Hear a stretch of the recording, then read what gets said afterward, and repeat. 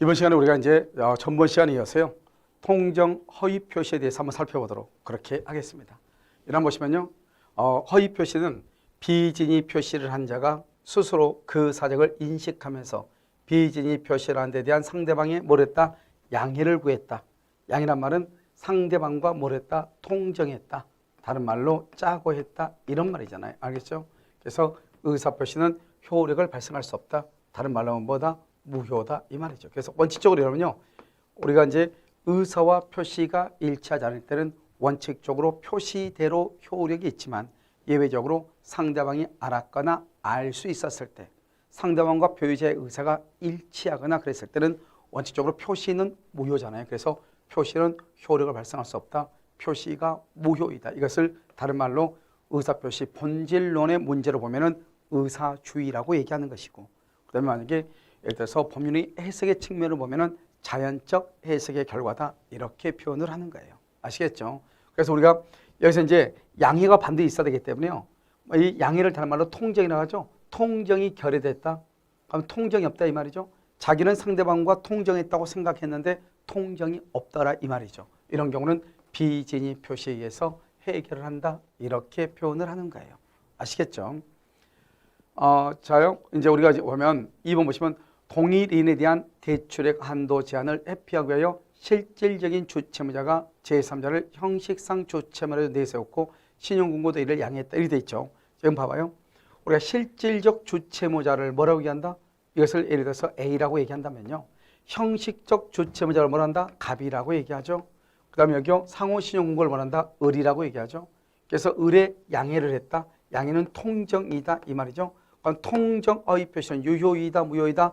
무효이다 이 말이죠. 자, 이걸 보시면 이렇게요. 이제 A라고 하는 사람이 이제 실질적 주채무자죠. 여러분 실질이라고 하는 것은 뭐예요?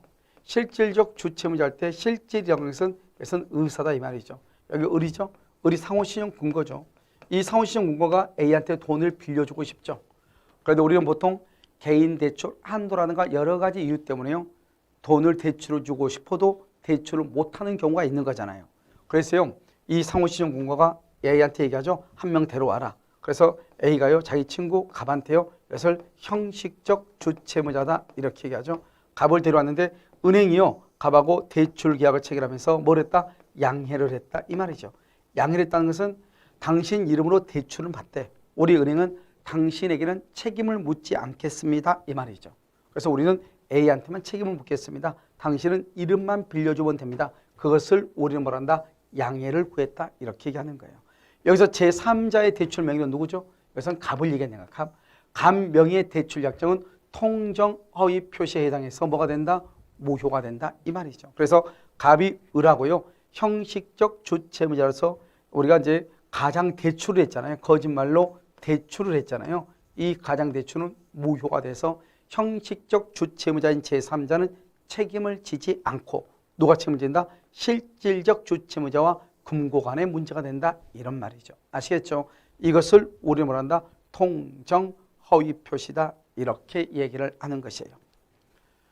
자, 그다음에 3번을 보면요. 갑이 을에게 증여 사실을 감추기 위해서 매매 계약서를 작성했다 이렇게 돼 있나요? 먼저 갑은 을에게 증여를 하고 싶은데 매매를 했다 이런 뜻이네요.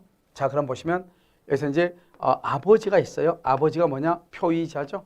표의자고요. 그 다음에 아들이 있죠. 아들을 뭐란다? 상대방이다 이렇게 얘기하죠. 그래서 아버지가 아들한테 이 아파트를 증여를 하고 싶어. 그런데 보니까 증여세가 너무 많이 나오는 거예요. 증여세가 너무 많이 나오니까 어떻게 할 수가 없잖아요. 그래서 이제 아버지가 아들하고 둘이 이제 짜고 하죠. 청약이죠. 원래 청약은 뭐다? 의사표시죠. 의사표시는 증여를 하고 싶다 이 말인데 증여를 하면은 이 의사는 증여인데요. 증여세가 너무 많이 나오니까 계약서에다가는 매매라고 쓰는 거예요. 매매라고요. 그런데 실제로 갑과 을 사이에서는 매매라고 하는 사실이 있었어요? 없었어요? 없었죠. 그래서 이 매매라고 하는 것은 거짓말 매매죠. 그래서 이것을 가장 매매라고 얘기하고요. 이 가장 매매는 유효이다, 무효이다, 무효가 된다 이 말이죠. 여기는 뭐가 있죠? 증여가 있죠. 증여는 뭐다? 증여는 숨겨져 있는 거죠. 이것을 뭐라고 표현한다? 은닉행위다 이렇게 얘기하고요. 이것은 숨겨져 있는 거죠. 그래서 숨겨져 있는데 실제로 갑과 을은 증여를 하기로 둘이 합의를 한 거잖아요. 그래서 이것을 은닉행위 이것은 유효가 되는 것이고요. 그래서 우리가 합의니까 의사주의죠. 의사주의는 뭐가 무효이다?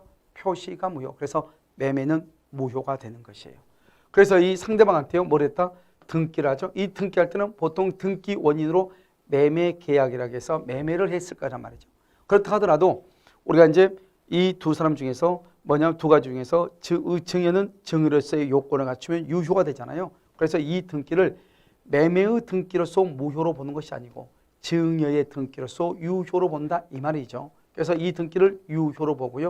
그래서 을이 소유자가 되는 것이에요. 이것을 우리는 나중에 이제 배우는데 물권법에서 실체 관계에 부합하는 등기다 이렇게 표현을 해요. 그래서 일단 을 앞으로 되어 있는 등기가 유효이고 을이 소유자죠. 그럼 여기 병이죠. 몇 번이겠죠. 내 앞에 있는 사람의 등기가 유효가 되잖아요. 그러면 그 다음 사람은 뭘 불문하고 선, 악을 불문하고 소유자가 된다. 즉 이 등기가 매매를 가장한 증여로서의 등기로서 유효인지 무효인지 그것을 알든지 모르든지 따지지 않고 무조건 내 앞에 있는 사람이 완전한 소유자죠. 그럼 그 다음 사람은 무조건 소유자가 된다. 이것을 무슨 법칙이다? 엄폐물의 법칙이다. 이렇게 얘기했고요. 그 다음에 여기 또 정의 입장 봤을 때도요. 내 앞에 있는 사람이 지금 소유자잖아요.